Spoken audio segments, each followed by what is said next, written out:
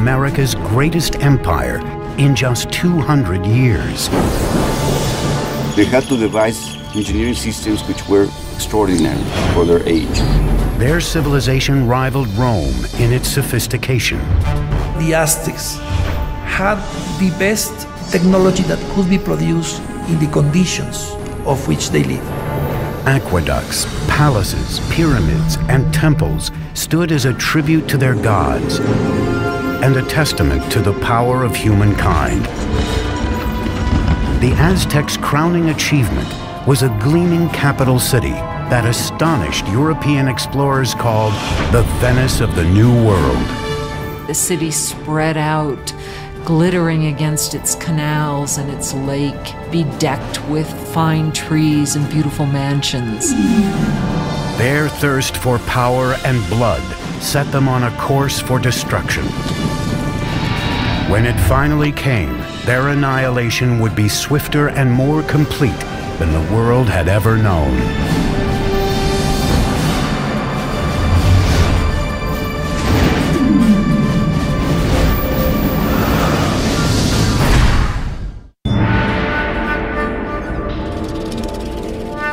In 1325 AD, central Mexico, near modern-day Mexico City.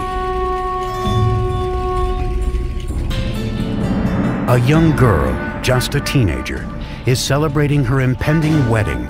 She is the daughter of a tribal king, and she is about to join a new tribe that has been a guest of her kingdom. That tribe is now known as the Aztecs. As part of the ritual, 5 Aztec noblemen lead her to an ancient temple for the ceremony. But as she reaches the top, the noblemen suddenly veer her away from the altar and onto a slab of stone in front of the temple, one used for sacrifice.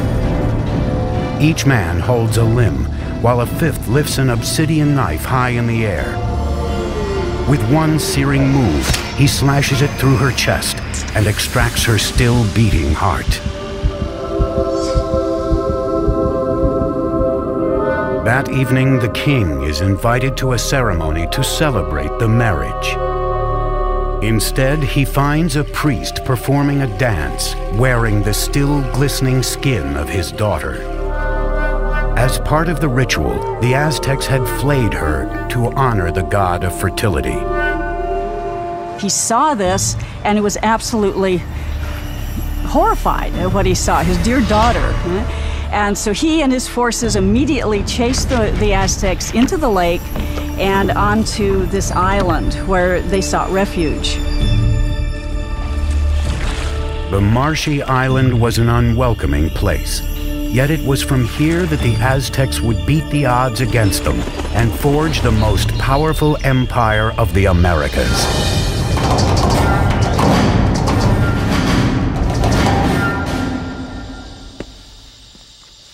Hi, I'm Peter Weller.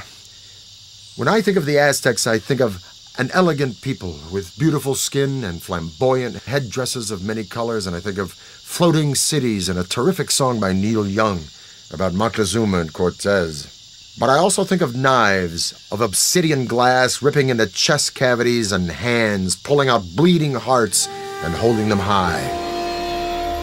Most of the Aztec sacrifices were performed in a temple atop a stone pyramid like this one. The Aztecs felt that without these offerings, the sun would literally cease to rise and the universe would die. Now, Aztec history is a fusion of fact and myth, but what we do know is that this murder, as horrific as it was, not only marked the beginning of the Aztec Empire, it also marked the location from where it would rise. The island the Aztecs were banished to after their disastrous sacrifice of the princess was in Lake Texcoco, the largest of 5 interconnected lakes covering a valley about 40 by 70 miles. Today, this once vast and open valley is teeming with what is modern-day Mexico City, one of the largest cities in the world. But 700 years ago, the island was so swampy, no one had laid claim to it.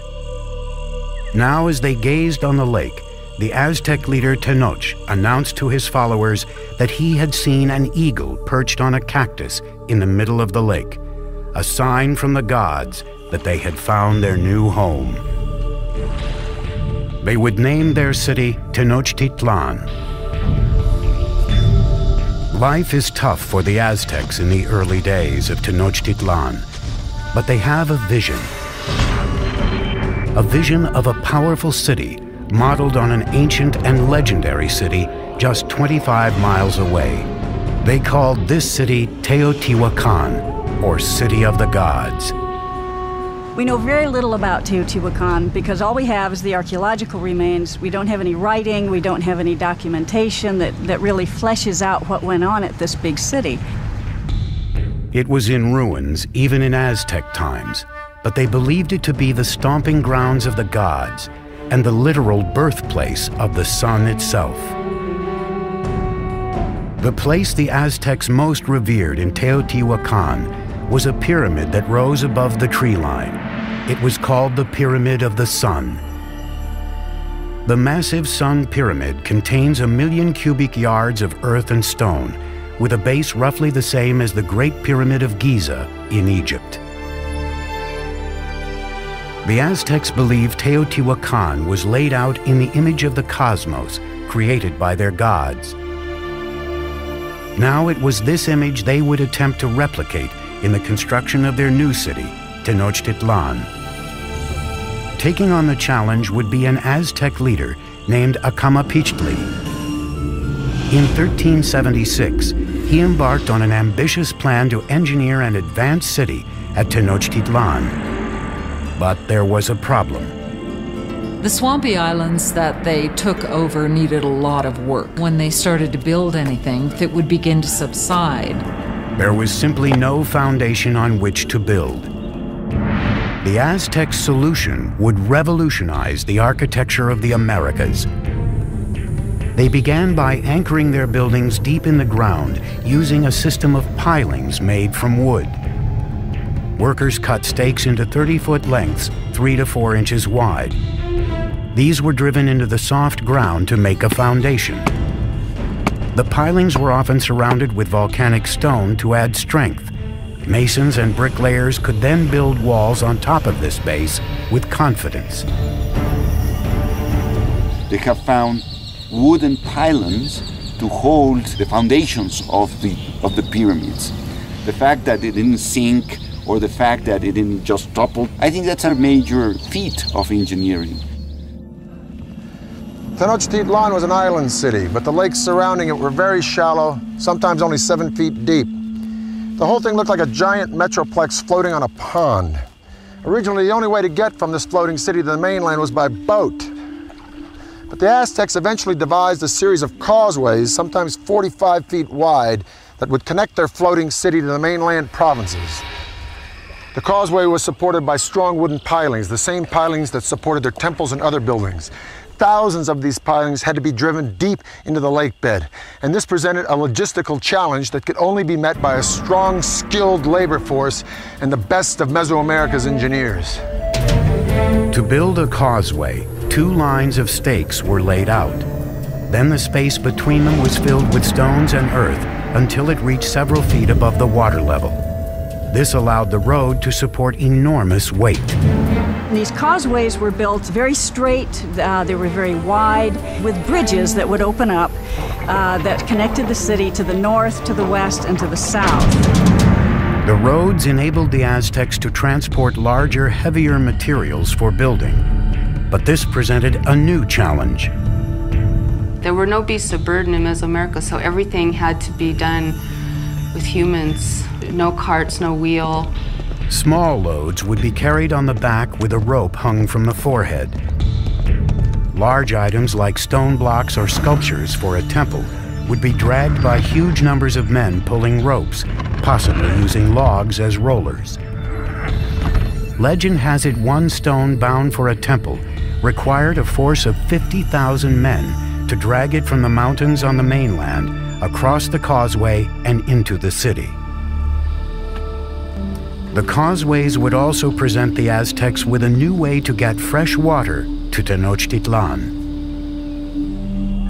In the past, the Aztecs had transported water in canoes from the shore. But a huge boom in the city's population meant they needed a higher-tech solution to keep up with demand. They wanted to use water from the springs on the mainland, and so they wanted to build an aqueduct. But the springs were under control of the dominant tribe in the region, the ruthless Tepanecs. The Tepanecs were the controllers or the dominators of all the valley. They had a very strong empire.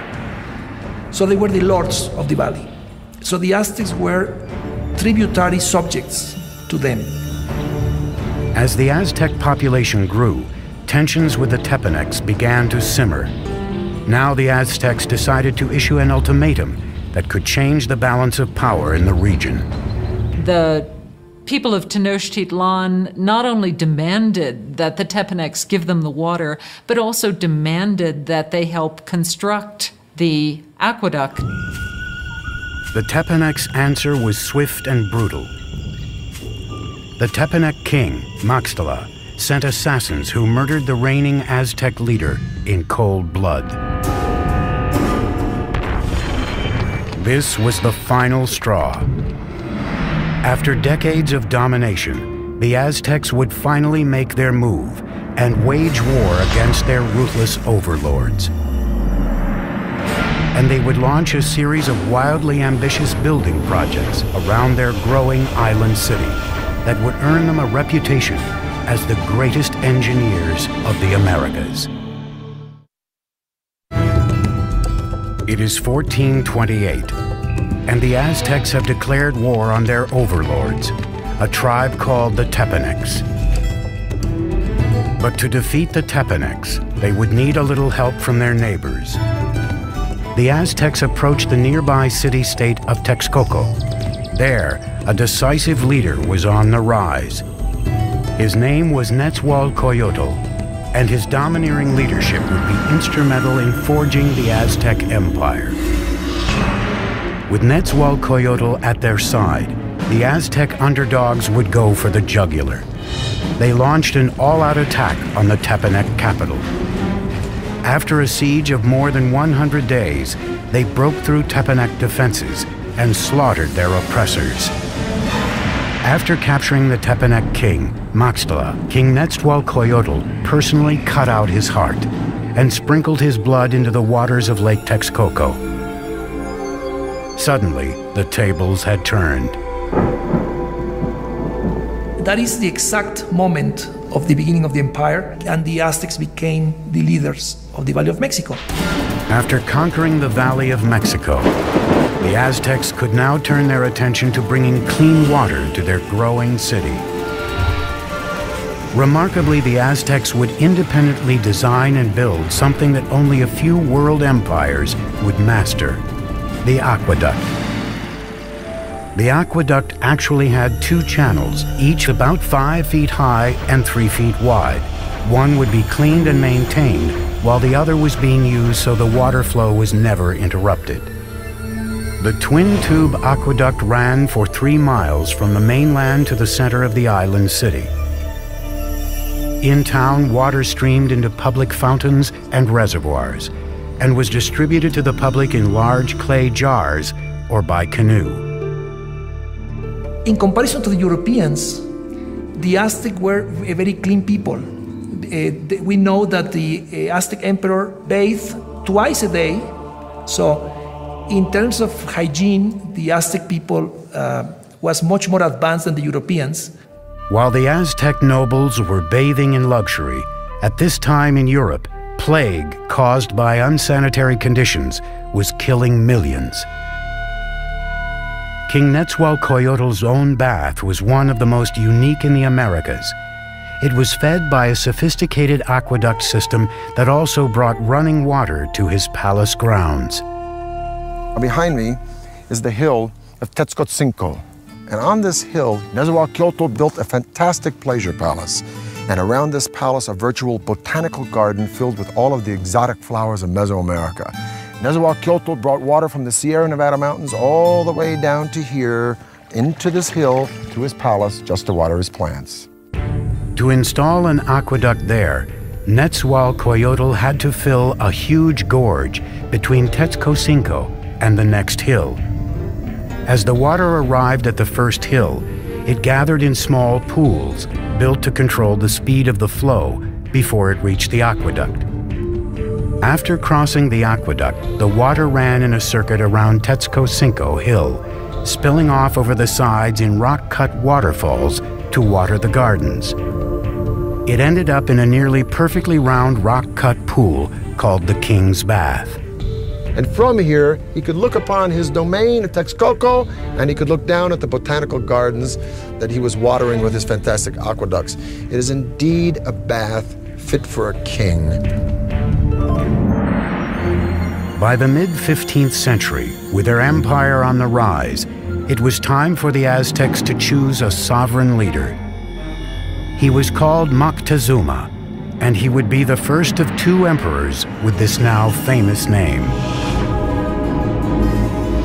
Moctezuma's first order of business was to extend the empire's borders.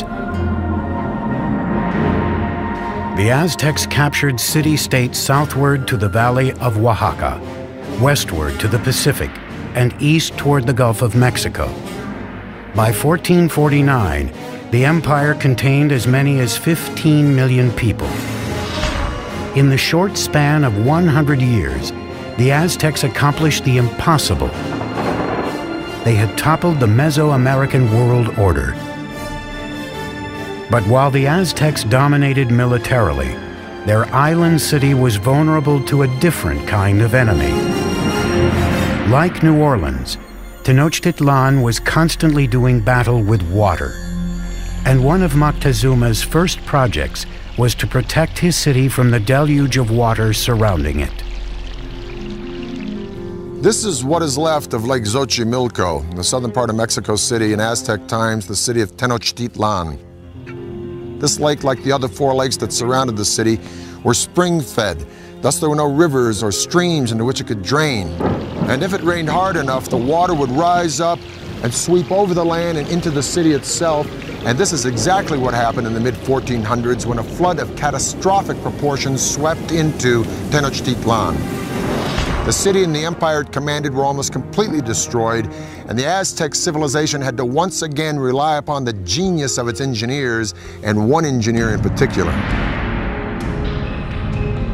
Moctezuma enlisted the help of his old ally Nezahualcoyotl to protect the city he was rebuilding from the lake. Nezahualcoyotl would design a solution that would make him the greatest engineer on the continent. His plan was to create a safe zone around the city with a huge dike that would protect Tenochtitlan and its inhabitants.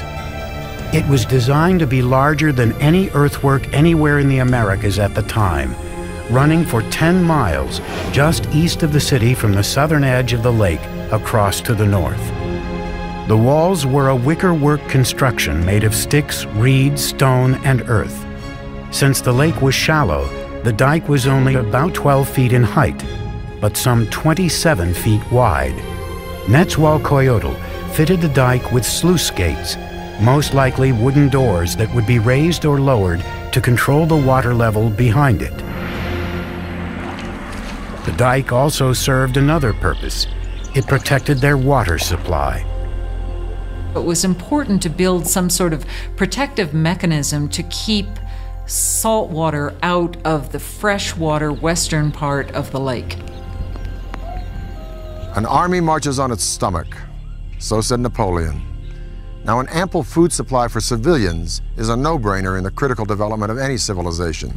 But the Aztecs perfected a unique method, not only to provide a substantial food supply for its civilian populace, but to fuel the military expansion of its empire. This revolutionary engineering was called Chinampas, a system that allowed them to literally create new land to farm and to live on. If you're going to have a city of any size, you have to provide room for them. And so what they did was build up these chinampas in the lake bed. Basically, a chinampa is an artificial island built in the lake. They looked like narrow football fields, about 300 feet long by about 30 feet wide. A chinampa was built by weaving a web of sticks floating in the water and piling reeds on top of them. Mud was then scraped from the lake bottom and piled atop the reeds to form the chinampa. It took 4 to 6 men 8 days to build the average chinampa. They were connected to the city by massive navigational canals that would take thousands of men months to build. A chinampa like this one could produce up to 7 crops a year, whereas a farm on the mainland could yield 1, maybe 2, maybe 3 at the most. As a crop was ready to harvest on a chinampa, seedlings from another would be sprouting out of mud that would be spread on a boat adjacent to the chinampa. Then when the seedlings were ready, they'd be transported to the chinampa, and this cycle would be repeated over and over and over again on hundreds and then thousands of chinampas. Now, it was this technology that transformed Tenochtitlan from just another tribal town in the 14th century to a dominant and thriving city-state. With their city's infrastructure in place and vast lands under their control, the Aztecs would push the boundaries of their empire further than ever before. They'd create a far-flung network of roads, Aztec superhighways. But as the empire grew, so too did their practice of human sacrifice. Soon, rivers of blood would be flowing through the streets of Tenochtitlan.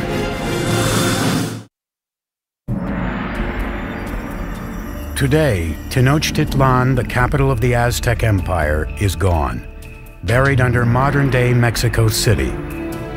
But 700 years ago, it was a shining capital on the rise, built by advanced engineers and led by larger-than-life emperors. By the late 15th century, the Aztec population had exploded. Their next great emperor would launch a series of conquests that would rival anything in world history. His name was Ahuitzotl, and he would prove to be an even greater warrior than his grandfather, Moctezuma. By 1502, Ahuitzotl had conquered territory from Mexico's Pacific coast and pushed the empire as far south as Guatemala.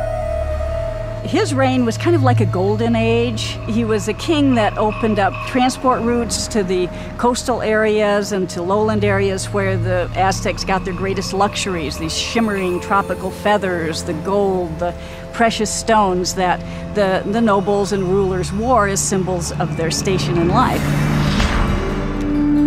To transport riches to the heart of the empire, the Aztecs constructed a network of superhighways throughout central Mexico. Relay runners were stationed every few miles to create a sort of ancient Federal Express. Messages or goods could be sent 200 miles from the Gulf Coast to Tenochtitlan in just 24 hours, faster than the postal service today. With the empire at its height, the Aztecs under Ahuitzotl embarked on their greatest construction project, a massive pyramid at the very center of Tenochtitlan, the symbol of their absolute power. It was called the Templo Mayor, or Great Temple. The base of the pyramid was 240 feet deep by 300 feet wide and rose to a height of 15 stories. There were at least 117 steps in 2 staircases climbing 200 feet, leading to twin temples to honor the gods of rain and war. The temple was rebuilt on the same location 7 times, beginning in 1325 with the city's founding. As the empire grew, so did the pyramid. Each stage was simply built right on top of the stage before. The Templo Mayor was built mainly with a stone called tezontle, that is volcanic stone. It's a very lightweight stone that would prevent the sinking of the temple. For floors and walls, the Aztecs applied a lime plaster, which was a form of concrete. Some examples found today remain as hard as modern concrete, even after 500 years. Aztec workers labored for decades to complete their monument to the gods. The temple remained buried until 1978, when power company workers digging a trench accidentally uncovered a huge carved stone and discovered the temple ruins next to it. The disc, 11 feet in diameter, weighs 8 tons and depicts the dismembered body of the goddess Coyolxauhqui. Coyolxauhqui was the moon goddess, but her brother murdered her because she became pregnant in a very shameful way.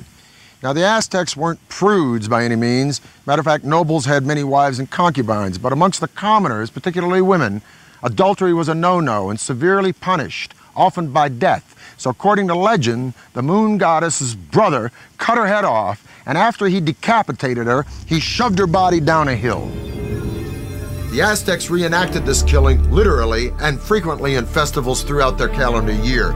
They would decapitate their victims at the top of a pyramid like this and then push the carcasses down the steps to the great stone at the bottom. For the Romans, their most precious treasure was gold. For the Egyptians, it was the afterlife. For the Aztecs, it was human blood. They felt a sense of reciprocity with the gods. So they needed to give a thanksgiving to the gods, giving the most precious thing they had, that was human blood. The Aztecs called it precious water, and they believed that if the gods didn't receive it in massive quantities, the world would end in apocalypse. It was common practice to adorn the walls of the insides of the temples with fresh human blood. And the smell must have been appalling. To dedicate his expansion of the Great Temple, Emperor Ahuitzotl held a mass sacrifice. The heads of victims were displayed prominently on skull racks around the temple. According to some chronicles, they say that there were sacrificed 20,000 people. From a practical point of view and from a scientific point of view, it sounds impossible. So I think that the chronicle that is written by Spanish sources is basically telling us that to their eyes, they were many. As Ahuitzotl's reign continued, the bloodletting skyrocketed. Life in Tenochtitlan soon became an orgy of death. Friends and enemies alike would be brought in to witness the sacrifices. It's always ritual. Sacrifice is always a ritual event, but it was also a political statement, and it was a form of intimidation. By the time of Ahuitzotl's death, the Aztecs had institutionalized sacrificial killing and turned killing on the battlefield into an art form. They were the America's fiercest fighters, an elite cadre of whom would have a spectacular new mountainside temple dedicated to them. But even they were not prepared for the war of the worlds that was about to descend upon them.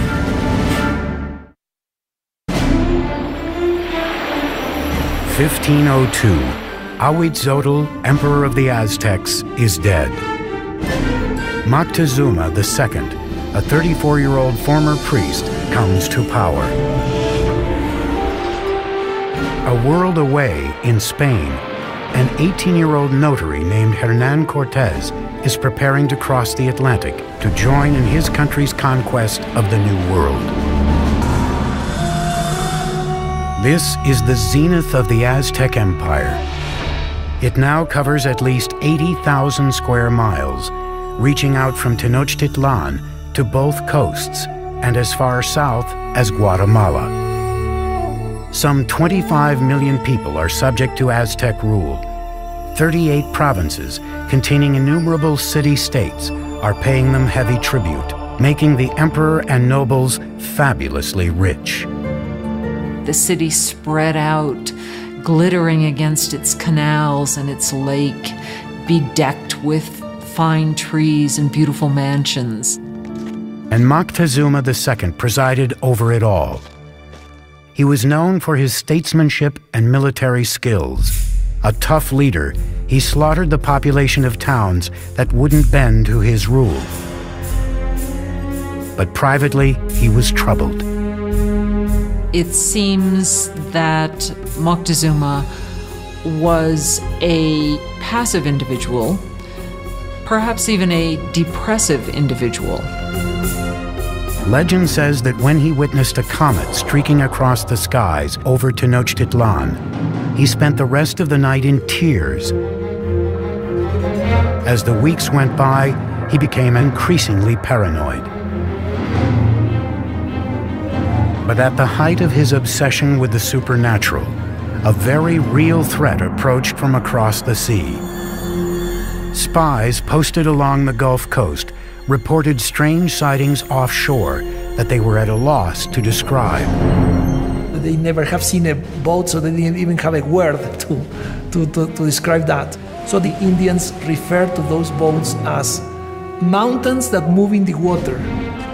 In 1519, after sailing from Cuba, Cortés landed with 11 of these floating mountains and 500 men on the Gulf of Mexico, 200 miles southeast of Tenochtitlan.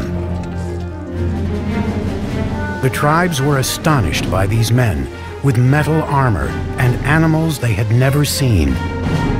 As he moved inland, tribes who resisted were brutally slaughtered, but many others were happy to provide him with provisions and men. One of the ways in which one local lord down on the Gulf Coast curried favor was to give Cortés and his company a group of women who were to not only provide for them in housekeepers sort of manner, but were also clearly meant to be courtesans as well and provide sexual services to them. But among the concubines, one in particular caught the eye of Cortés himself. She was the daughter of a chieftain who had been sold into slavery and was called La Malinche. They developed an intimate relationship, and in time she bore a son to him. And he would have been one of the first people of mixed blood in the New World. But she was much more than a mistress. She became an interpreter for Cortés, and her role expanded to advisor and intermediary between him and the Aztecs. Not only was she his translator, but she could also tell him about things that were being said that he was not intended to hear or understand.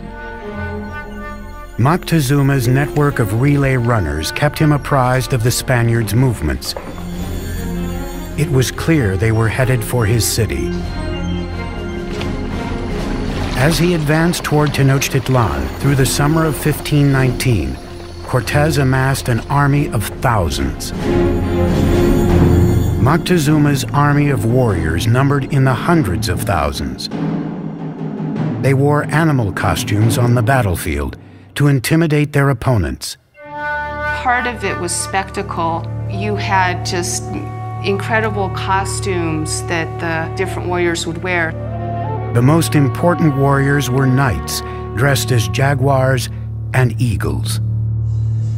The Aztec knights were initiated into their orders at sacred ceremonies at special temples like this one. This is the cave temple at Malinalco, one of 6 temples on this remote mountainside, a few hours south of Mexico City. It was finished by Moctezuma II around 1502, shortly after his coronation. Now, over in Europe, Michelangelo was pounding out the David for the Republic of Florence. But while Michelangelo was carving the David, the Aztecs were here carving this temple right out of the side of this mountain. And it is the only temple in the entire Western Hemisphere built in this manner. At the bottom of the stairs of Cuauhtli are the sculptures of 2 jaguars. On each side of the door, there are the remnants of 2 warriors. Now, the door itself represents the open mouth of a giant serpent. You can literally see its tongue coming out of the room. The Aztecs believed that this was the entrance to the womb of the earth. Now, the privileged warriors would come here, go into the room with sculptures of eagles, have their noses pierced, and offer blood and sacrifice to Huitzilopochtli, the god of war. But this would be by no means the last time these Aztec warriors would spill their blood. The first meeting between Cortés and Moctezuma would be peaceful, but the conquistador knew a huge and bloody clash between the old world and the new would soon take place. And the annihilation that ensued would become one of the most frightening events in the history of the Americas.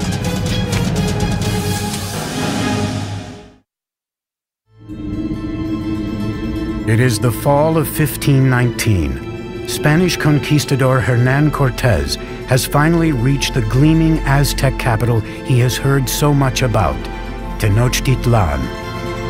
When the Spaniards first saw Tenochtitlan, they thought they were in some kind of an enchanted vision. They thought they'd entered some kind of a dream. A massive force of native warriors, allied against the Aztecs, accompanies him as he advances on the main causeway into the city. The meeting of Cortés and Montezuma on a causeway approaching Tenochtitlan had to be one of the most remarkable events in world history. It's really a meeting of two different worlds. And Cortés offered his hand, but the minute he started to do that, to actually touch Montezuma, the noble attendants around Montezuma pushed Cortés away and said, no, that's a total indignity. Nobody touches Montezuma, the great lord of the land. The meeting of the two worlds was peaceful, but fraught with tension. Moctezuma by this time had become increasingly impulsive and prone to bouts of hysteria. So the encounter was an encounter of sensing the forces, no, in each side. But the Aztecs had a diplomacy and a warfare system that was somewhat naive in comparison to the very tricky and sly system of the Europeans. Moctezuma invited the Spaniards to stay in one of his palaces. It would prove to be a catastrophic mistake. As the Spaniards entered the city, they were so awed they thought they were dreaming. At the heart of the city stood the emperor's colossal palace. The palace of Moctezuma II was a massive complex spread across 6 acres near the Great Temple. One of the Spaniards noted that every day at Moctezuma's palace, 600 nobles gathered, and they would hear the word of their emperor. Moctezuma received the Spaniards in a large reception chamber just beyond the main entrance, designed to make the emperor appear omnipotent. But Moctezuma's palace would be the last ever built by the Aztecs. Not a week into their visit, the Spaniards went for the jugular, kidnapping Moctezuma. It was an audacious move, but it paid off. The empire appeared to be theirs. Even though Moctezuma was still the official leader of the city, he was really, for some time, nothing more than a mouthpiece for Cortés. For 6 months, tensions within the walls of Tenochtitlan slowly simmered. Then, in the spring of 1520, it all came to a head. One morning, Spanish soldiers interrupted a sacred sacrifice and slaughtered those taking part. The move sparked an uprising. For the Aztecs, the Spaniards had committed an unspeakable sacrilege. The city became engulfed in chaos as the Aztecs marched on Moctezuma's palace. Moctezuma gets up on the top of the palace and tries to talk to the people and calm them down, and by now they're just not having any of it. Moctezuma had become nothing more than the Spaniards' puppet, a betrayal so great in the eyes of his people, they pummeled him with rocks and arrows. Shortly after, Moctezuma's lifeless body was tossed from the palace walls. Whether he died at Spanish hands or from injuries inflicted by his own people may never be known. And the Spaniards at that point decided this would be probably a good time to leave the city. On the night of June 30th, 1520, the Spaniards attempted to escape under cover of darkness. But they can't separate themselves from the plunder that they've gotten so far, so they're weighted down with all of the things that they want to take with them. They were easy targets for the Aztec warriors, who caught them on the causeway. Bodies quickly piled up in the water. 400 Spaniards were killed along with several thousand of their Indian allies. That escape has come to be called the Noche Triste, the sad night. Cortez and a few others managed to escape with their lives. The Spaniards would now destroy the shining city of Tenochtitlan for good. He would begin by severing the lifeblood of the city, the aqueduct. As hundreds of thousands of people within the city's walls were without water, Cortez created a blockade around Tenochtitlan to cut off all outside supplies of food. So the idea of this blockade was to try to make surrender the city by hunger. And the Aztecs had a tremendous resistance, so they couldn't be defeated easily. And what they decided to do is to mount an attack both by land and by sea. For centuries, the lake around Tenochtitlan was a barrier against invaders. But Cortez would find a way around that. He had thousands of his Indian allies carry ships in pieces up thousands of feet over the mountains to be assembled and launched into the lake. May 1521. Cortez unleashes his massive army in a final decisive attack on Tenochtitlan. 600 Spaniards, including 100 cavalrymen and upwards of 50,000 of their Indian allies, clash with the Aztec defenders of the city on its grand causeways. Brutal fighting continued for months. Day by day, Cortez razed the city block by block. He and his Indian allies were merciless in their systematic slaughter of the population. It was an extremely hard-fought battle, especially in the city precincts. The Aztecs made a last stand at the great temple in Tlatelolco. Warriors lined the steep steps to rain down arrows and rocks on their enemy. But it was hopeless. On August 13th, the final Aztec leader, Cuauhtemoc, was captured and surrendered to Cortez. And that was just the beginning.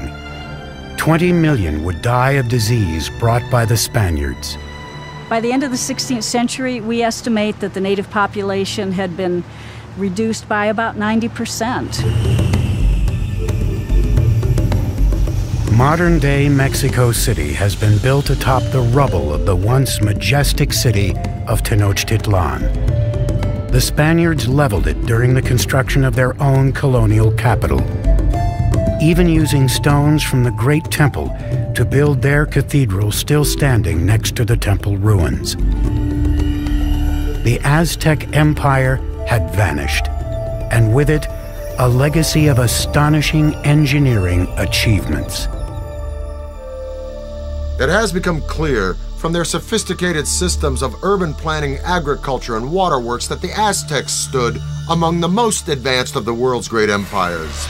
The cave temple here at Malinalco is one of the few truly impressive Aztec achievements that the Spanish did not destroy. And stunning sights such as this beg the tantalizing question, if the Spanish had not come, what would Deep within the jungle, we're talking about a civilization discovered in the middle of a rainforest. Cryptic remains of a lost civilization, one that spanned a continent for more than 1,000 years.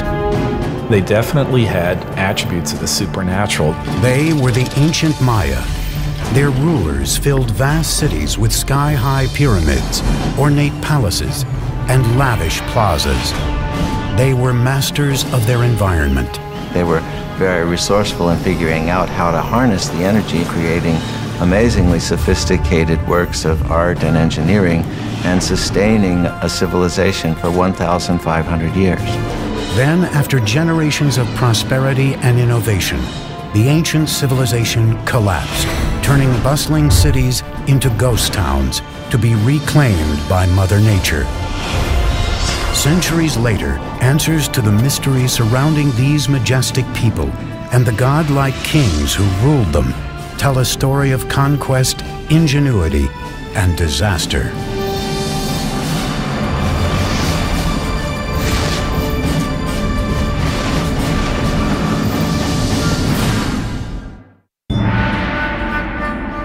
869 AD, in the lowlands of the Guatemalan jungle, the Maya are becoming desperate.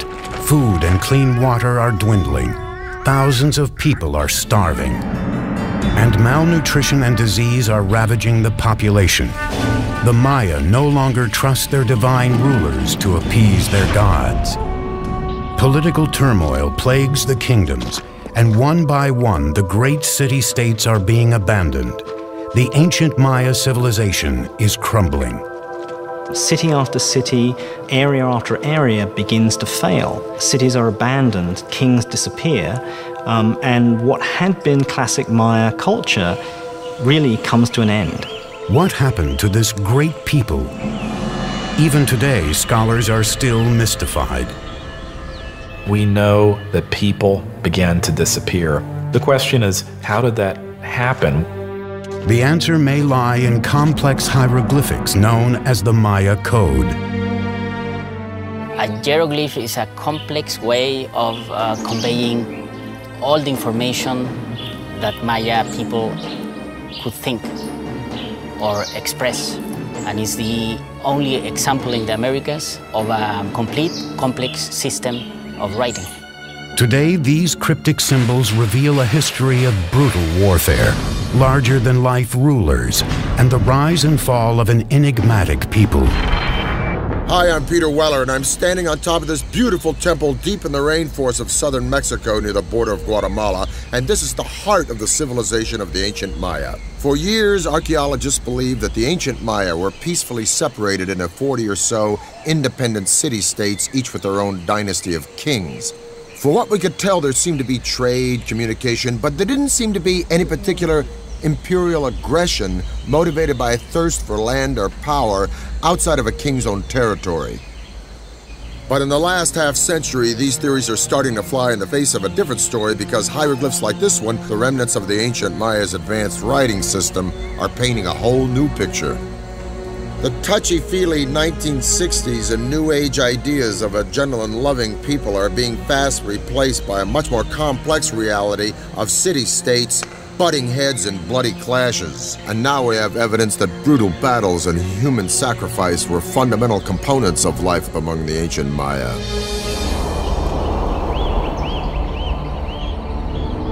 But the evolution of the Maya civilization into this complex network of city-states didn't happen overnight. The Maya came into existence probably a couple of thousand years before Christ. By 500 BC, population was on the rise, and small communities were turning into the first major Maya sites located throughout Central America. Fully organized kingdoms were ruling the region by 250 AD, with mighty rulers at the helm. They had powerful rulers. They were in competition with each other, and sometimes this competition led to war. For the Maya, it was war led by kings in the name of the gods. Maya kings were people like us, but for the Maya, they definitely had attributes of the supernatural. The price of devotion had brutal and sometimes deadly consequences. People owed a blood debt to the gods. It wasn't that they didn't regard human life or human blood highly. Quite the contrary.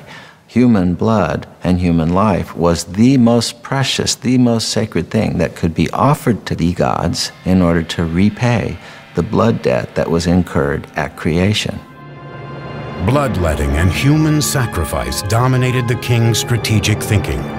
They picked allies and attacked neighbors, all with an eye on appeasing their deities and staying autonomous. Unlike Rome, in the case of the Maya, we're not dealing with one empire. Instead, we're dealing with a series of rival kingdoms. By the 3rd century AD, Maya civilization was flourishing. No one city ever succeeded in dominating all the others, but one seat of power was on the rise. Its name was Tikal.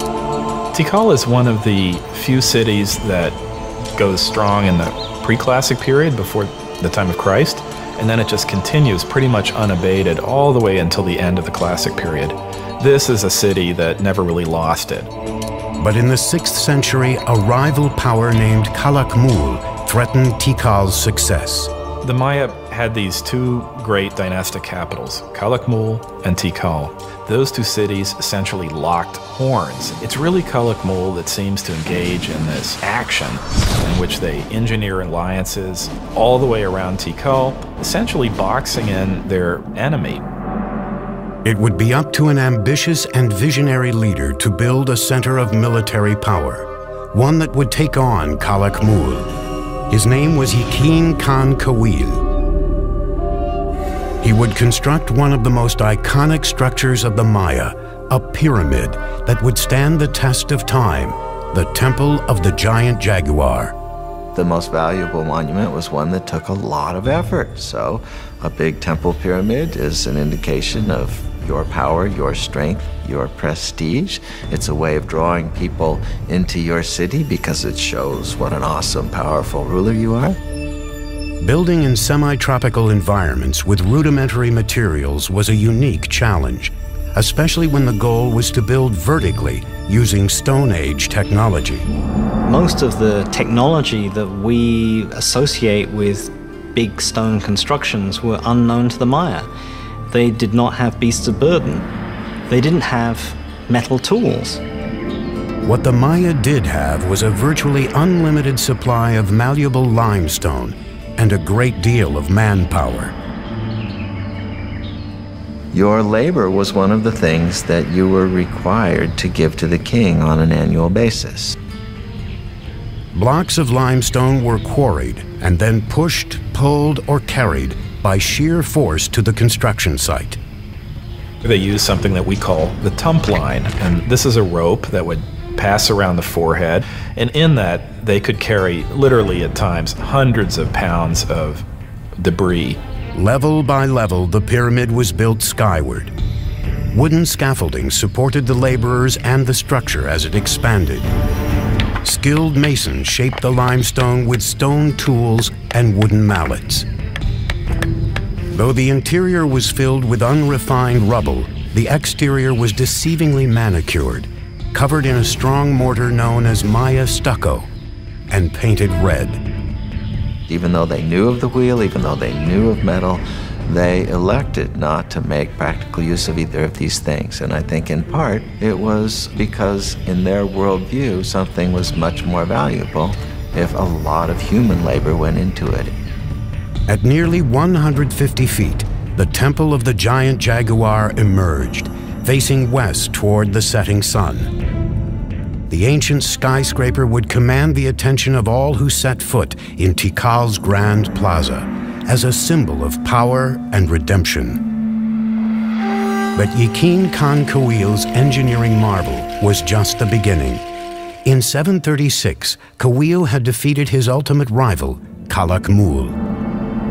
Then, in 743 and 744, he attacked and eviscerated two critical Calakmul allies that surrounded Tikal, El Peru to the west and Naranjo to the east. Finally, the suffocating noose that had once strangled Tikal was broken. In celebration of this, he builds a whole series of major expansions to the palace, new pyramids. And when we look at Tikal today, in many cases, we're looking at the fruits of that success. He may have even launched the construction of the tallest of Tikal's structures, Temple 4. Made of 250,000 cubic yards of stone, the massive pyramid stretched more than 210 feet, or 22 stories high, nearly as tall as the towers of the Brooklyn Bridge. It jutted far above the dense rainforest canopy, with a 180-degree view of the city. In the distance, other Maya cities were also ambitiously building toward the sky. But at this moment, with King Yakin Khan Kawil at the helm, Tikal was the unchallenged powerhouse of the Maya civilization. But Tikal was not alone. Out of sight, about 250 miles to the west, another dynasty is forging the construction of a great acropolis. There, in the 7th century, a king with a vision would emerge. He would turn one of the wettest cities in the world into a mecca of New World architecture.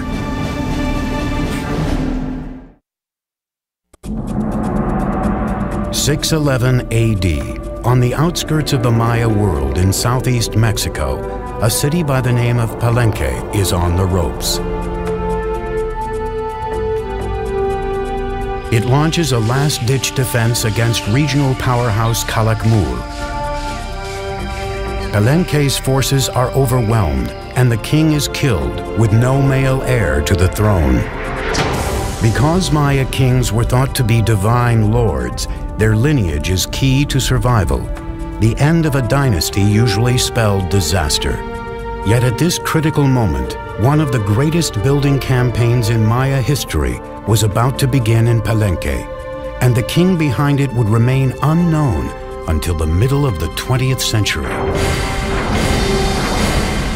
In 1949, some of the questions regarding the mysterious dynasty of Palenque are answered when archaeologist Alberto Rus-Lhuillier is excavating this 75-foot-high temple, now called the Temple of the Inscriptions. Now, I'm in pretty good shape, but those guys had headdresses and big robes, obsidian knives and swords. I thought I'm in pretty good shape, for an old guy anyway. But I don't know how they did it. I don't know how Alberto Rus-Lhuillier did it. But I still got a lot to go.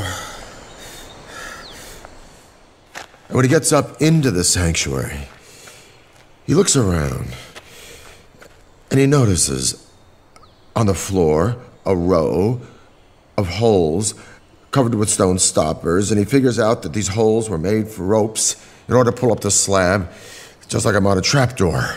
So he pulls up the slab, this one exactly, and he follows a steep staircase filled with dirt and debris.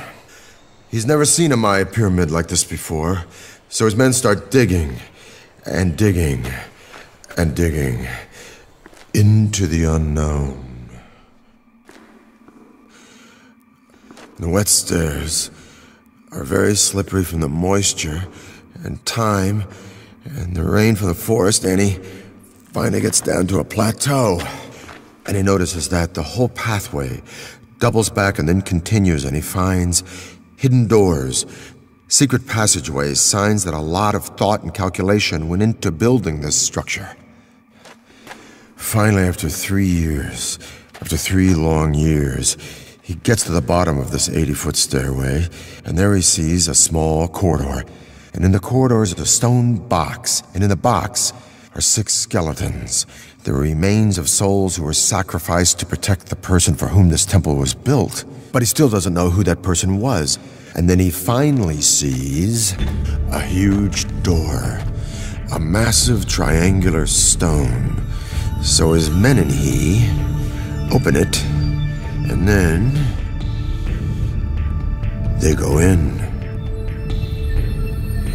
And behind this huge triangular door is a vaulted crypt about 30 feet long and 23 feet high. And inside the crypt is this massive sarcophagus carved from one piece of limestone. And on top of this sarcophagus is this magnificent lid with these expertly carved images of a king. Along this edge, by the way, which is covered with cinnabar, this red stuff, is poison to the touch to keep looters from coming in here and ruining it. And by the way, if the ancient Egyptians might have used this, we might have had more antiquities coming out of that country today. But along this edge is the image of a shield, and up in the sanctuary is another image of a shield.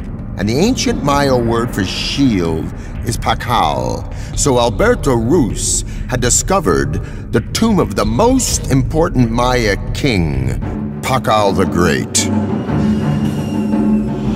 Pakal's ascension to the throne in 615 AD came during the most critical time for Palenque.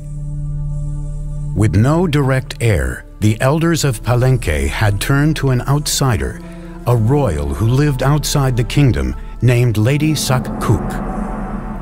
Now she returned to Palenque with her adolescent son, Pakal. The future of Palenque hung in the balance as the young boy was crowned king by his mother. He was just 12 years old. She sort of kept the throne warm for him for over 10 years while he was growing up. As the young king grew into adulthood, Pakal had to deify himself to legitimize his rule.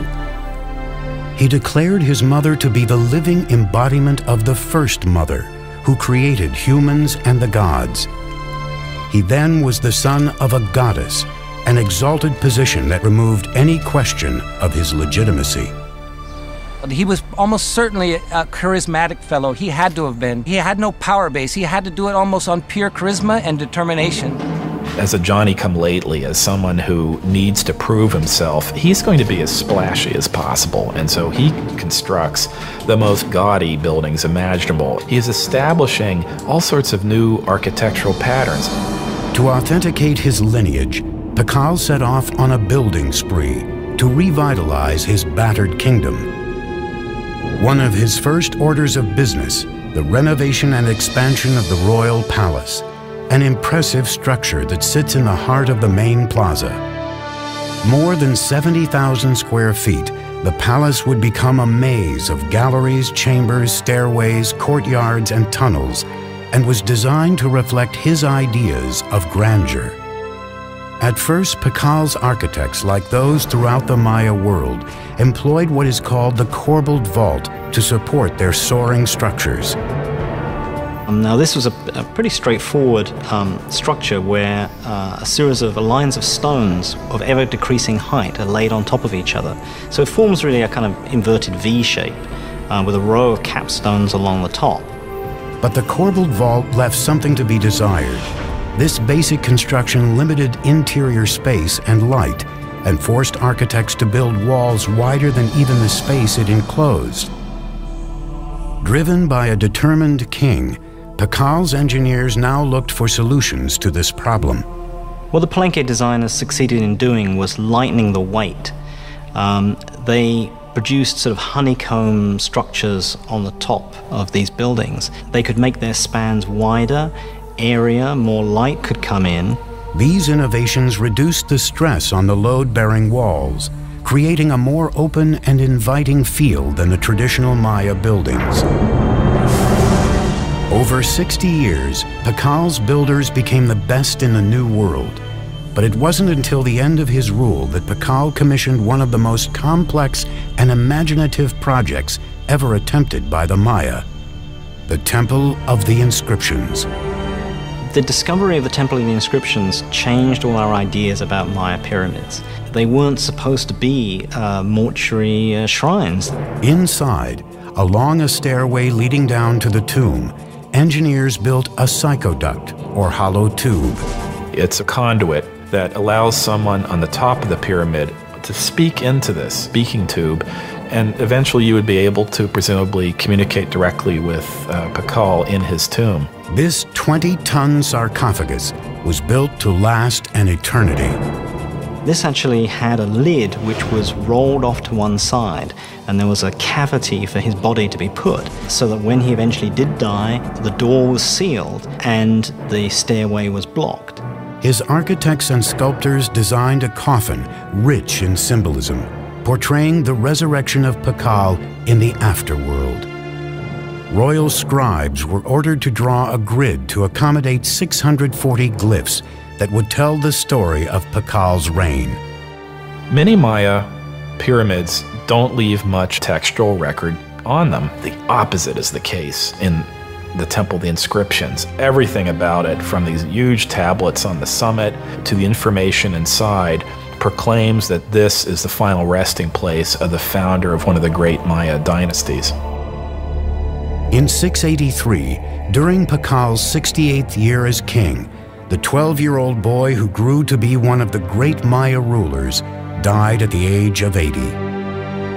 He was covered in red cinnabar and adorned in lavish jewelry. A jade mask was placed over his face. Though the legacy of Pakal the Great would be hard to match, his son had been waiting on the sidelines for nearly 50 years. With the clock ticking, he would launch a series of building projects harnessing the laws of physics and Mother Nature.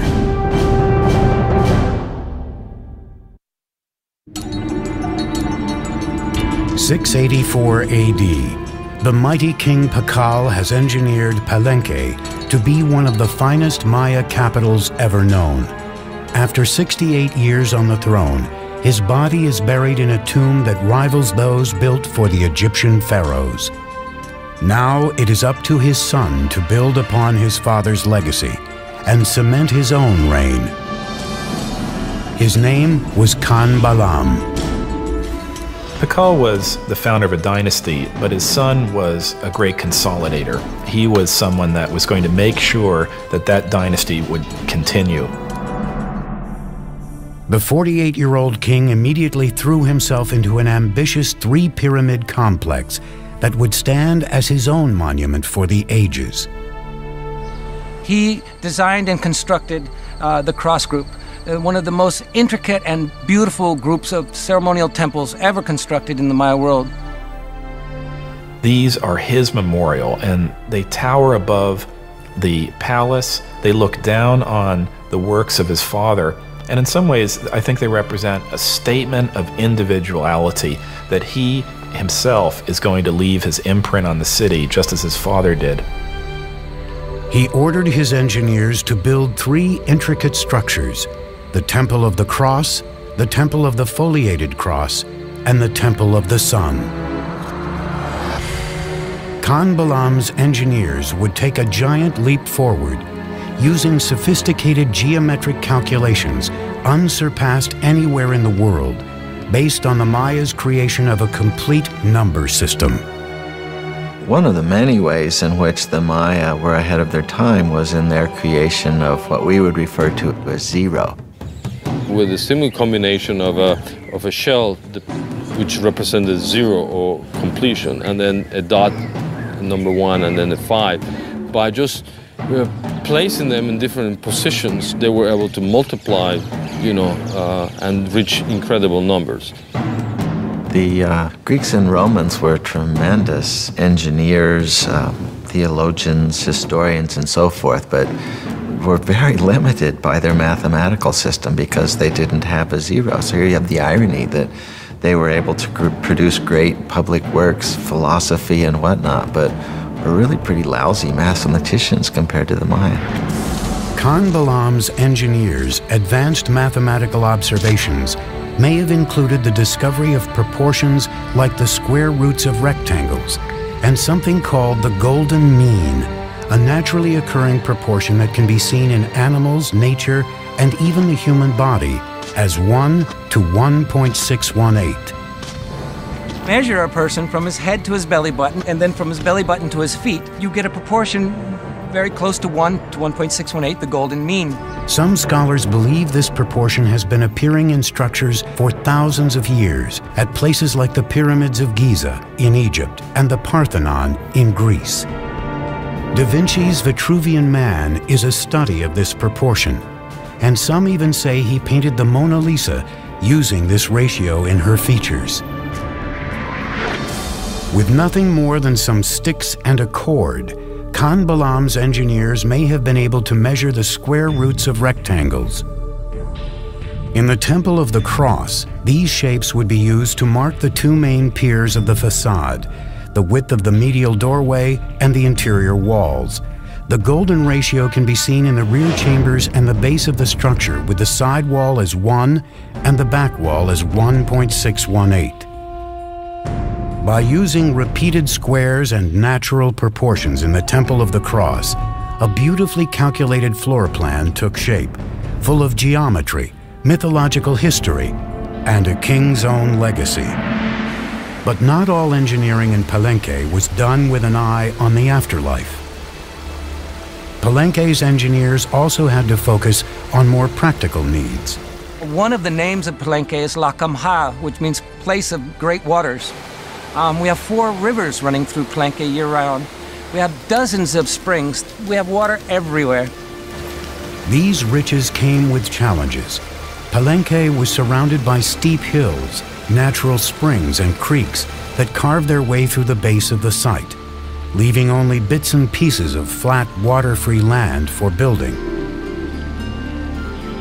Unlike most Maya cities, the problem facing Palenque wasn't how to store water for the dry season, it was how to deal with an overabundance of water. As you can see, everything is green here, it rains every day. So to meet this challenge, the city planners devised a unique way of diverting the pre-existing streams by building subterranean aqueducts that would channel the water underground, thus saving more land on top for cultivation. These tunnels were lined with limestone and they were covered with our old friend from Egypt and Greece, the corbelled vault. Series of protruding stones, one on top of the other, formed sort of an arch overhead. Now these ceilings were so sturdy, they could support the massive weight of Palenque's giant plazas overhead. So the people were walking along with the water rushing underneath them, being diverted away from the city, just like it is where I live today in New York City. What's even more impressive is that there are signs that Maya engineers may have figured out a way to create water pressure. They built water tunnels that ran through the rugged terrain into the city, often directed uphill. As they got closer to the main structures, the pipes got incrementally smaller. Like Roman fountains, the water pressure gained momentum as it coursed through increasingly narrower tunnels, eventually allowing for running water throughout Palenque's buildings. We have beautiful systems of sweat baths and swimming pools and aqueduct. In its day, it would have rivaled any of the Roman aqueduct systems. We don't see this use of water pressure anywhere else, and it doesn't appear again until the Spanish bring the technologies with them. Together, Khan Balam and his father Pakal ruled Palenque for nearly 100 years, pushing Maya engineering to a level never seen before. The future seemed bright for this city on the rise. But its years of glory are about to come to a sudden end. Something is happening in the Maya world that will cause the classic city-states to implode. By the 8th century, Palenque, Tikal, and the other kingdoms of the Maya world were expanding across the continent. Tall pyramids, unparalleled city planning, and sumptuous royal palaces advertised the glory of the great kings. Then, suddenly, these cities began to unravel, one after another. Royal sculptors stopped carving their monuments with historical information, and kings halted their construction projects. Maya civilization had plunged into darkness. It's not that the entire Maya lowlands is abandoned overnight. It's that, one kingdom falls here and another one 10 years later falls over here, then another one over here. The causes of the Maya collapse remains a great debate among scholars. We're really talking about a society that was pushing itself to the limits. There is no one single explanation for this implosion, but scholars seem to believe that environmental catastrophe led to a full-blown meltdown for the Maya civilization. The soil no longer produced crops, thus lack of food and polluted water produced malnutrition and disease. The Maya could no longer count on their kings to intercede with their gods because their great society was in a death spiral, and their kings, so long counted on for guidance and prosperity, were powerless to stop it. So sadly, but slowly and surely, the people voted with their feet, and the ancient Maya left their beautiful cities forever. There were no signs of mass graves. They did not vanish. Where did the millions of Maya go? If you wanted to go where it was happening, you moved north. Go north, young man. The cities that die in the south, and that's the only way to describe it, is they just go into oblivion, are never really replaced. But there are locations all around the Yucatan Peninsula where the cities not only thrive, but they begin to grow explosively. This growth was enhanced by an elaborate network of causeways called sacbes, or white roads. The sacbes weren't just local transport, they were emblems of the great political power of two allied cities that had the wherewithal to create this magnificent royal procession way between their two kingdoms. As much as 60 miles long in some places, they were a marvel of engineering. They would place huge rocks on both sides of the causeway, and then filling whatever was in between with cobbles and unfinished rocks and stones, and then they cover all this surface with stucco, nice plaster, and then upon it they create this smooth surface. In the Yucatan Peninsula, the Sac Bays often charted a course through the rough terrain in perfectly straight lines. It's not easy to cut a line 60 miles that doesn't deviate even a degree.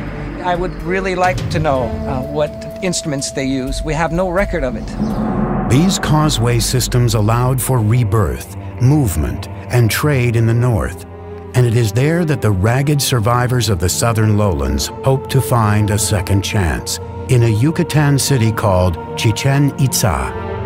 Chichen Itza came to be the largest and most powerful city from about 800 to 1050 or so that had a real knack of being a big tent. So it was a very cosmopolitan place, and I'm sure it traded handsomely on that reputation. One of the buildings unique to the site was El Caracol, an astronomical observatory. The Maya were obsessed with both time and the stars and spent centuries looking to the sky for answers.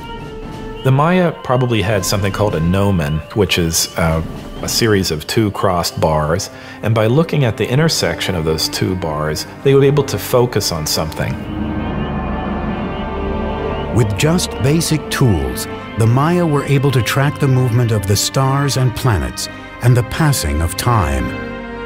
Like Stonehenge, this was a place where people could make solar and lunar observations. The staircase in the front of the building faced 27.5 degrees northwest, out of line with other structures, but in almost perfect alignment with Venus's most northerly position in the sky. It was closely aligned with the celestial bodies and occurrences, such as the movement of Venus and the solstices. In the higher tower of the building, 3 openings survive today. They are small, narrow, and irregularly placed, but they align along astronomical sight lines. In the Caracol, we can see in its orientations, in its peculiar displacements, in its odd alignment of buildings, a focus on what Venus was doing at the time.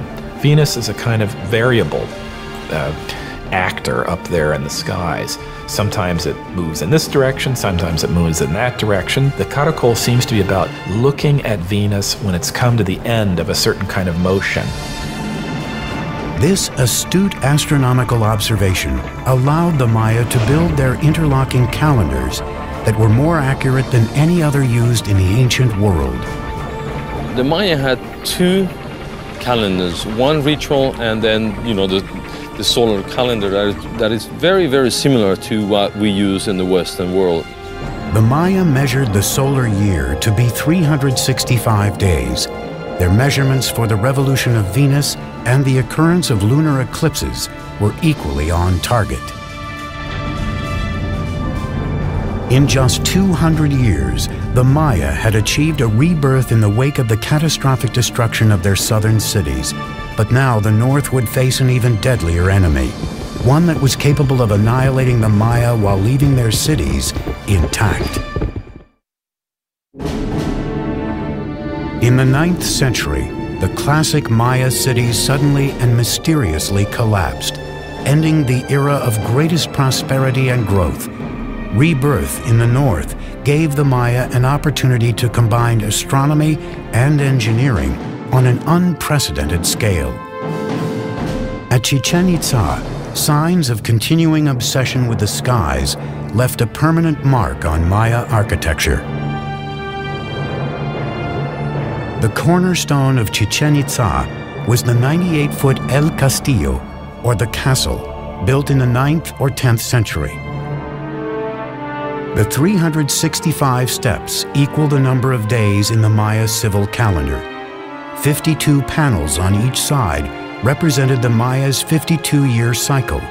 9 terraced levels equaled the 18-month Maya solar calendar.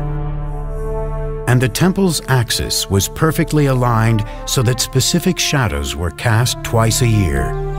For any Maya standing and looking at the northwestern sector of the Castillo, they would see a balustrade and then a combination of shadows and the sun hitting that part just before sunset. And then several triangles form. And then at the very bottom of this balustrade, you have a nice carved serpent head, a snake coming down from heaven. And that is indicating the arrival of the rainy season. The Maya saw this phenomenon as a manifestation of the deity Kukulkan, the feathered serpent. The Mayas were able to actually record, the equinox. That day in the year where night and day, last the same. Every year, March 21st, you see the descent of Kukulkan. Surrounding El Castillo, the civic buildings took on a new characteristic: spaciousness, with a broad open plaza, temples, marketplaces, a ball court, and colonnades. So the colony hall not only housed the feasting events, but maybe individuals were brought into the plaza. The general public was probably invited, depending on the occasions, to come to the plaza and witness the arrival of this, traders, the merchants. Greek or Roman in appearance, these round columns were used as a new type of structural support and were an architectural first in the Maya world. The benefit of a column is that it allows you to create flat roofs. You're not investing all of your energy in creating stone buildings that are going to be containing corbel vaults which may or may not collapse. The columns were simple in design. Round drums were placed one on top of the other, filled with rubble in between. A square section was placed at the top, and then flat rooftops made of stucco and wood were added to form expansive covered interiors. It involves people more openly in the life of the building and of what's happening within it than would have been possible with Maya pyramids of the full classic period. Those pyramids are mostly about exclusivity. It's about showing a space, holding it up high, but allowing very, very few people to look into it. The open column structures are much more inviting. But the welcoming atmosphere didn't last long. After more than 200 years of domination over the Yucatan, Chichen Itza suffered a fate similar to its neighbors in the south. It mysteriously collapsed. When the Spanish arrived on the shores of the Yucatan Peninsula in 1517, every large cosmopolitan center of the Maya world had been abandoned. Even so, a splintered Maya civilization, living in small villages across the countryside, put up a sustained fight against the conquistadors. They proved difficult to conquer because rather than taking a king captive or an emperor, as they did with the Aztec, they had to conquer one village at a time. And once they moved on to the next village, there'd be one behind them that would then begin to rise in revolt. Maya warriors killed conquistadors by the thousands, but their weapons proved useless against a more potent enemy: disease. Within 100 years, 90% of the population of the New World was gone. The Maya who survived faced further persecution. Friar Diego de Landa had been sent from Spain to convert the Maya to Christianity, and he ruthlessly enforced his religious teachings. Diego de Landa was a young idealist who came to the New World trying to save souls, trying to win converts to what he referred to as the one true faith. But the Maya didn't believe that they should instantly and forevermore reject all of their own beliefs. On July 12, 1562, Landa ordered an auto de fe, or burning of the Maya texts, believing they were the writing of the devil. This was the end of thousands of years of accumulated knowledge of Maya civilization, one of the great tragedies in human history. In a lucky twist of fate, 4 codices survived the inferno and wear and tear of time. By the 19th century, some of these books that happened to escape the clutches of these friars and their destructive urges began to make their way into public attention. Today, their survival story is just another mystery in the complex history of the Maya. The fact that they were able to sustain an urban civilization in the rainforest for 1,500 years through all sorts of logistical and other challenges is one that we should admire and one from which we can stand to learn a great deal.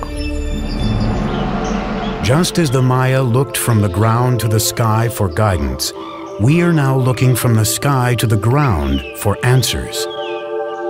In recent years, NASA and the University of New Hampshire have been experimenting with remote sensing technology to see if they can determine where undiscovered cities might be hidden.